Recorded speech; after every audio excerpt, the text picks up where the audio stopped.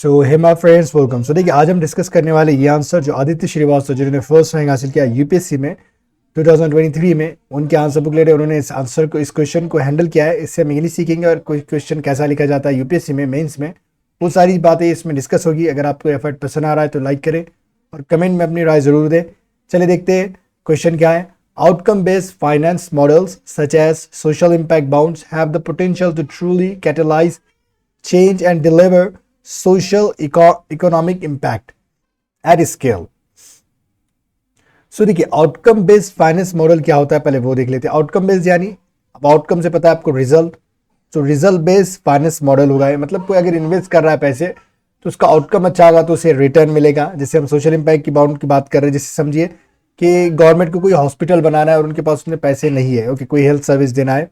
और वैसे भी ये सोशल इम्पैक्ट बोर्ड ना, जो यूएनडीपी और पिंपरी चिंचावड़, जो महाराष्ट्र में पुणे के करीब म्यूनिसिपल कॉर्पोरेशन, जो पिंपरी चिंचावड़ म्यूनिसिपल कॉर्पोरेशन है, उन्होंने फर्स्ट मतलब bond, social impact bond create किया था हेल्थ सर्विसेज देने के लिए एरिया में, तो यूएनडीपी के साथ मिलकर। तो ये इसका क्या मकसद था, मतलब कोई भी ऐसा सोशल इम्पैक्ट बॉन्ड आता है तो अगर किसी को हॉस्पिटल बनाना है, कोई हेल्थ सर्विस देना है, ओके, तो वो क्या करेंगे, लोगों से क्या करेगी, पैसे मांगेंगे और उन्हें बॉन्ड देंगे कोई भी, और उन्हें जो इंटरेस्ट मिलेगा वो बहुत कम मिलेगा, ओके। कहीं और इन्वेस्ट करते हैं तो उन्हें ज़्यादा मिल सकता है, 10-15%, लेकिन इसमें इसका इंटरेस्ट, मतलब ये कैसा होता है, ये प्रॉफिट के ऊपर नहीं होता है कि ये सोशल में, मतलब जो सोसाइटी में कुछ चेंज के लिए, इम्पैक्ट के लिए ये बॉन्ड आता है, जैसे, ओके। तो ये वाली बात है, इसमें ये बात हो रही है।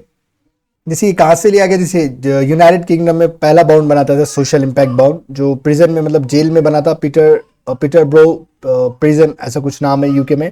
तो वहाँ पे बना था, तो वहाँ के जो क्या कहते हैं, प्रिजनर्स थे, जो कैदी थे, उनको ये, मतलब उनको बदलाव के लिए ये बाउंड ये किया गया था, रिलीज किया गया था। तो वहाँ पर अच्छे खासे लोगों ने इन्वेस्ट भी किया था, और वहाँ पे बाद में जो जेल, जो लोग आ रहे थे कैदी बन के, जिनकी आदत थी क्राइम करने की, उनमें रेट काफ़ी कम हुआ था।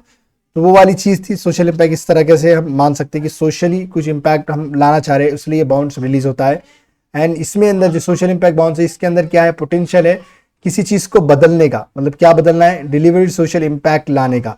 सोशल इम्पैक्ट क्या है, जैसे कोई हम रास्ता बना रहे हैं तो यहाँ पे आसपास बैठने वाले को कोई मसला हो सकता है, लेकिन जो रास्ते पर चलने वाले उन्हें फायदा होगा, तो सोशो इकोनॉमिक इम्पैक्ट है, ओके।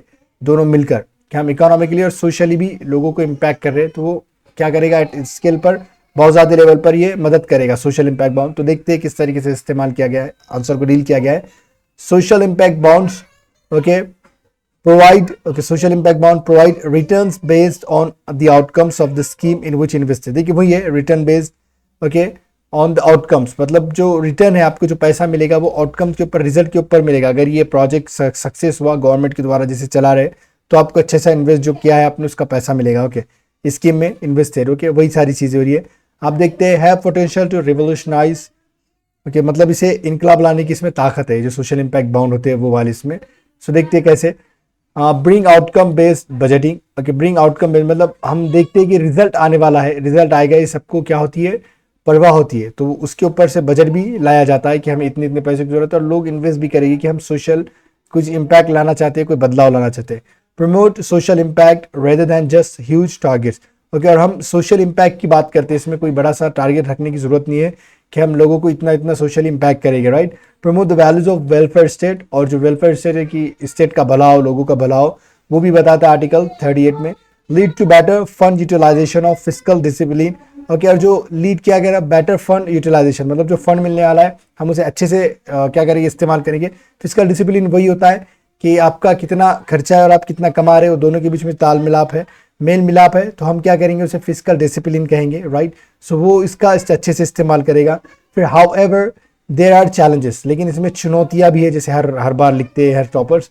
तो चैलेंजेस क्या है, low rate of return of low investment, okay, मतलब अगर इन्वेस्टमेंट का जो रिटर्न है वो लो होगा, जैसे मैं आपको पहले ही बताया 3-2% ऐसे ही होता है, और कहीं आप कंपनी में डालते हैं, गवर्नमेंट के कोई दूसरे बॉन्ड में इन्वेस्ट करते हैं, तो आपको शायद 10-15 ऐसा परसेंटेज मिल सकता है, ओके।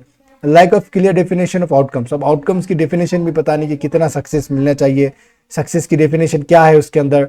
कोई अगर हम बॉन्ड बना रहे, कोई सोशल इम्पैक्ट बॉन्ड क्रिएट कर रहे हैं, तो उसकी आउटकम्स क्या होगा वो कोई डेफिनेशन नहीं है, उसका रिजल्ट कैसा आना चाहिए उसका भी कोई डेफिनेशन नहीं है।